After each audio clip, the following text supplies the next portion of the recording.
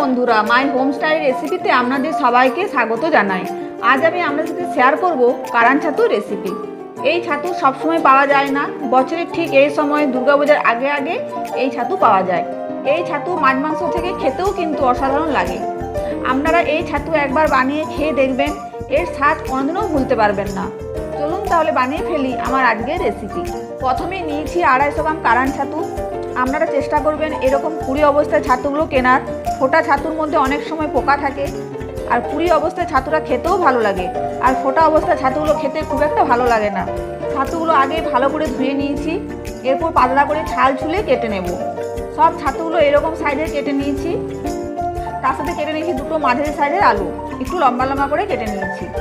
কড়াই গরম করে দিয়ে দিলাম 3 টেবিল চামচ সাদা তেল। আপনারা চাইলে সরষের তেলেও রান্নাটা করতে পারেন। তেলটা গরম হয়ে গেছে, কেটে রাখা আলুটা দিয়ে দিলাম। একটু নুন আর একটু হলুদ দিয়ে আলুটা একটু নাড়াচাড়া করে 5 মিনিটের জন্য ঢাকা দিয়ে দিলাম। 5 মিনিট পর ঢাকা তুলে নিচ্ছি। আবার একটু নাড়াচাড়া করে আলুটা ভালো করে ভেজে নেব। আলুটা ভাজা হয়ে গেছে, আলুটা তুলে নেব।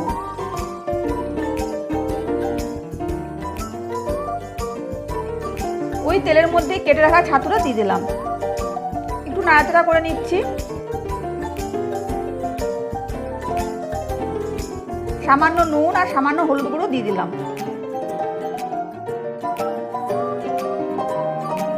কড়াইতে ছাতুটা দেবার কিছুক্ষণ পরেই প্রচুর জল বেরোতে থাকে। এই সময় গ্যাসের আঁচটা বাড়িয়ে রেখে জলটা ভালো করে শুকিয়ে নিয়ে ছাতুটা ভেজে নিতে হবে। ভালো করে ছাতুটা না ভাজলে ছাতুর টেস্টটা ভালো লাগবে না। দেখুন ছাতুটাতে একটুও জল নেই, আর ছাতুটা ভাজাও হয়ে গেছে।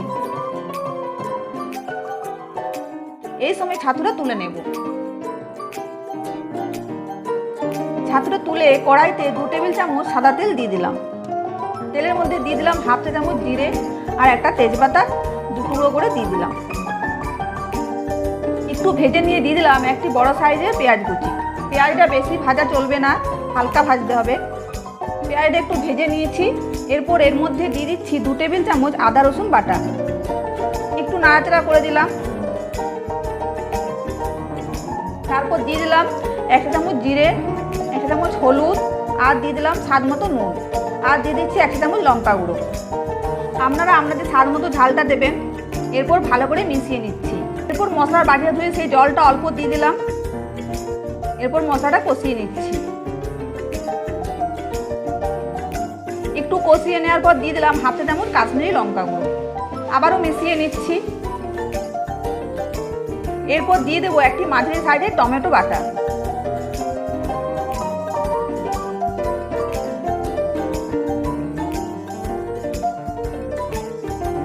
আবারও ভালো করে মিশিয়ে নিয়ে মশলার বাটি ধোয়ার বাকি জলটাও দিয়ে দিলাম। আবারও মশলাটা কষিয়ে নিচ্ছি। মশলাটা যত ভালো করে কষাবেন তরকারি ততটাই খেতে ভালো লাগবে। মশলাটা ভালো করে কষানো হয়ে গেছে। এরপর এর মধ্যে দিয়ে দিচ্ছি ভেজে রাখা আলু আর ভেজে রাখা ছাতুটা। ভালো করে মিশিয়ে নিচ্ছি।